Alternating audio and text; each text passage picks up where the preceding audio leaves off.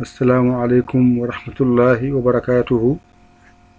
Bandiraɓe sehilaɓe jangiyankoɓe, ene wayno kadi en garti e windande men hande noon eɗen eto hollirde holno masirte hay sa waɗi ndani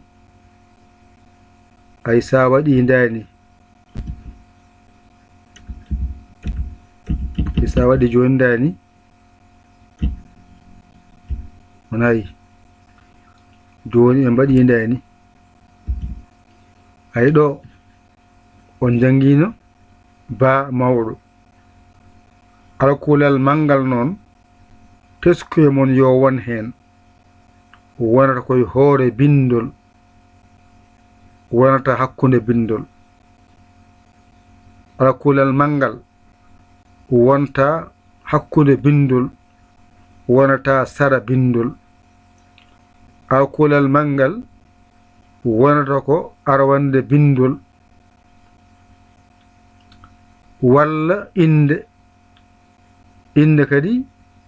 ko noon yettode ko noon wuro ko noon e kala ko mawni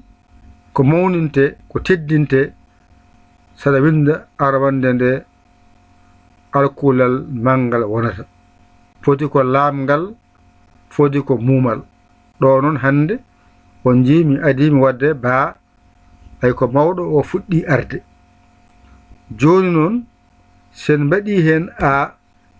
ay ko amaɗo on ɗo wadde ɗo joni e guitten mawɗo o mbayen tokoso ayi on jiide wadde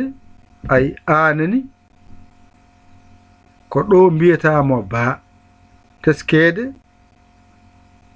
mo wondi o waɗi ha wiya ba ay ɗone ɗo ay ba ari ko tokoso wonɗo kono ayi mbaɗɗa hen ko i mbiɗa bi aya masimo on saha kadi gadduɗa ba o mbaɗɗa hen a masimo biya bu ay addi kadi ba gadduɗa o ay a masimo mbiɗa be kono kadi gadduɗa ba o gadduɗa o a masimo mbiɗa bo ay ɗo joni hankadi a dañi joyi mbaɗen ni ay wonayi de joni noon se mbaɗini beele mbawen fodde nande hen an jangowo ronka mbawa famde ko gollete ko ayini gasi ay ɗo yenne mbaɗen dani ay ɗo ko ba wiyete teskede ko o wondi ɗo mbiyenmo bi nde wonno ko i o wondi ɗo mbiyenmo bu o wondi koye o wiya bu ay ɗo o wondi koye mbiɗenmo be ay ɗo o wondi koye o mbiɗenmo bo nde ka faami alkulal sene mase mbatta ko a mbaɗa hen i mbaɗa hen mbaɗa hen mbaɗa hen o alkulal sene mase alay sago ngal ɗo alkulal ko ba wadde ko masɗe ɗe natata hen mbawen ɗum jangude ay ɗo joni ay ɗo so mbaɗi joni ni ay ɗo ko baa o woni ɗo kono en mbaddi e makko aawuji ɗiɗi en pooɗi no mbiyeten baa ayde ɗone ay baa o arti gustemmo mbele o fota e oɗa henne mbaɗen ni gustemmo fota e oɗo wonawji ay ƴetten ɗo mbaɗen ɗo henne i goto o fooɗano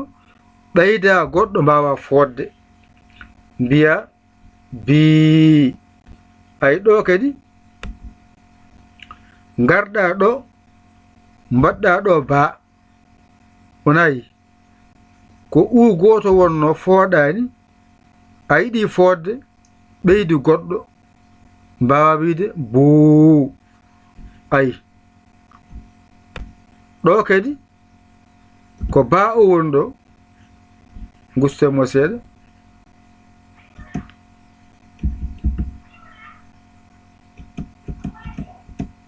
aydi ɗo jo kadi o moni ko woni ɗo ko goto mbiyen bee kono jiɗi fodde ɓeyden goɗɗo mbawi wiide bee ay ɗone ɗo ko baa o woni ɗo en ɓeydi o ay o goto wonno bo eɗen jiɗi fodde ɓeyden o goɗɗo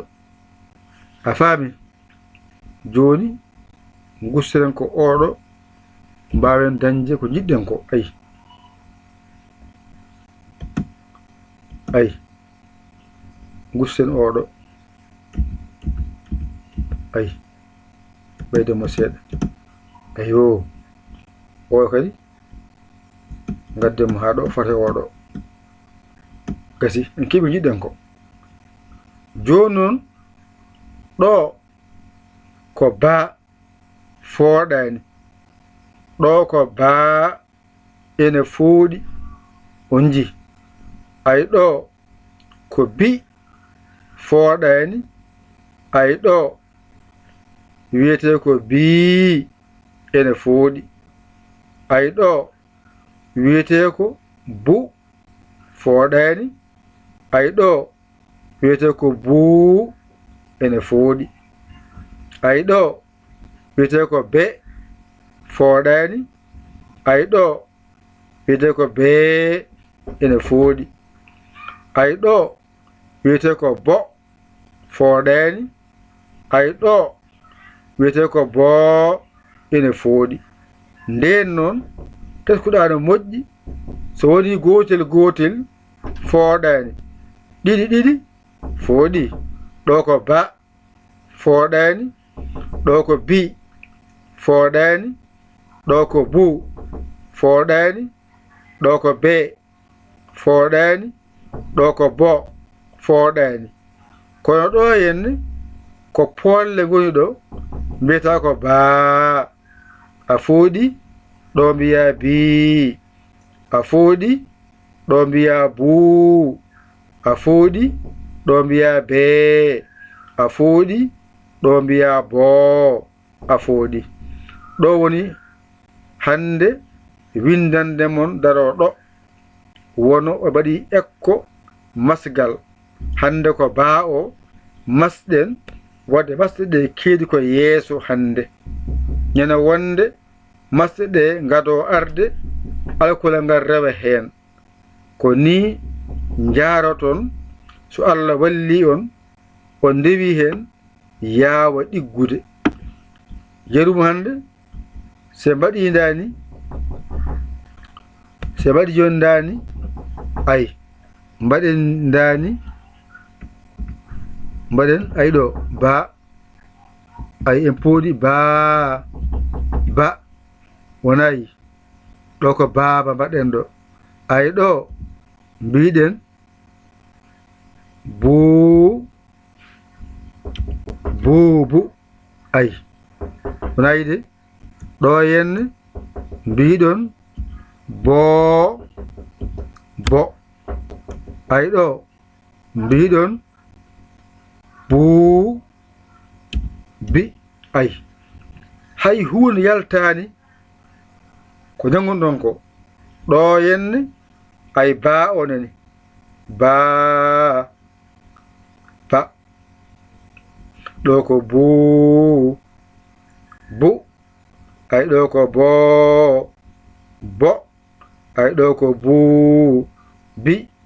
ɗone ngara mbaɗani mbiya buu baa ay buuba ay buuba ɗone ngara mbiya buu buuba ay buuba buuba wona jiide nden noon windande mon nde on keɓi hen koɗon janga ay ɗo ko ba baa ɗo tan jibinanma ɗo yenne a wi baaba ay ɗo ko bu ɗo ko buu ɗo keɓɗa wiide buu bu ayde ɗo henne ay oɗo buu e oɗo bi ndendinɗa keɓɗa buubi ay a faami ay oɗo buuba ko oɗo buu jenni ƴettuɗa e oga ba ndendinɗa keɓɗa buuba ay buuba ko ƴettuɗa ko buu e ba ndendinɗa keɓɗa buuba nden noon ɗo ko ba bi bu be bo ɗo henne ko baa ɗo ko bii ɗo ko buu ɗo ko bee ɗo ko boo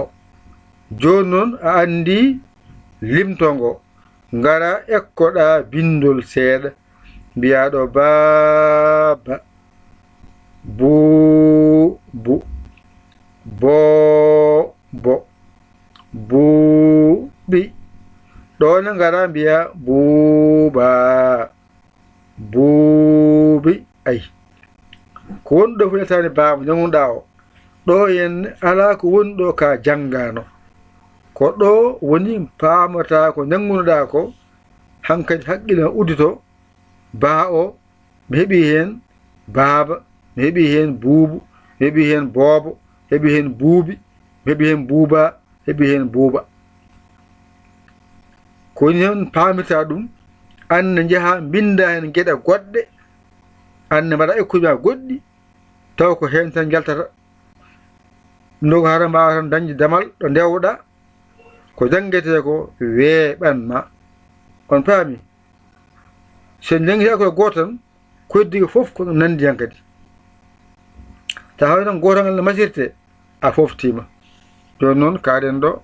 haade juutde ha ɓurta ƴette kuɗi mon e carnet ji mon mbajiɗon janggon ɗigga yo Allah wallu yo Allah newnu yo Allah reen yo Allah wongondiɗo a saggi noon noddu en e numéro men goɗɗo o mbatta ko 00 221 78 475 05 17 ko ɗon keɓirta whatsapp men o joni o to whatsapp ko dañƴo caɗele seeɗa wadde ko oɗo mbawata saggitorade saggere ma cagguɗa ko musidɗo mon giɗo mon saabu Allah Yaya Ly Kawla Sénégal alhamdulillahi rabbil alamina on jarama wassalam yo Allah wallu yo Allah newnu yo Allah reen yo Allah won gondiɗo